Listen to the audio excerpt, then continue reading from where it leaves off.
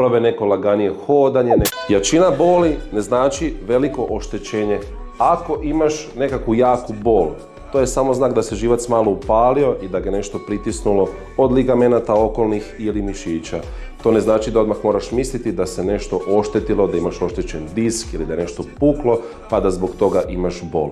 Ono što je vrlo bitno uvijek napomenuti je kako spavaš, kakva ti je kvaliteta sna, odnosno oporavka, kakva ti je prehrana, koliki ti je unos tekućine, da li se dovoljno dnevno krećeš, da li puno sjediš, da li radiš u uredu ili nekakav teži fizički posao, pa se ne možeš jednostavno i ne stigneš odmoriti.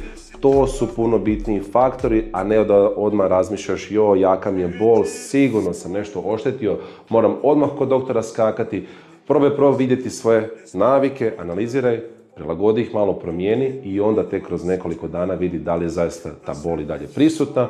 Probaj neko laganije hodanje, neke ili duže laganije šetnje, probaj nekakvih par vježbi, nađeš nešto na mojem profilu, pa pogledaš, pa testiraš, vidiš, uzmeš nekakve vježbe koje te ne bole dok izvodiš i onda pogledaš da li zaista ta bol odlazi, a ako odlazi, znači da je sve ok. Ali ako si i dalje zbunjen, svakako komentiraj dolje leđa i poslat ću ti besplatan vodič u kojem ćeš naučiti kako si pomoći kada imaš taj problem.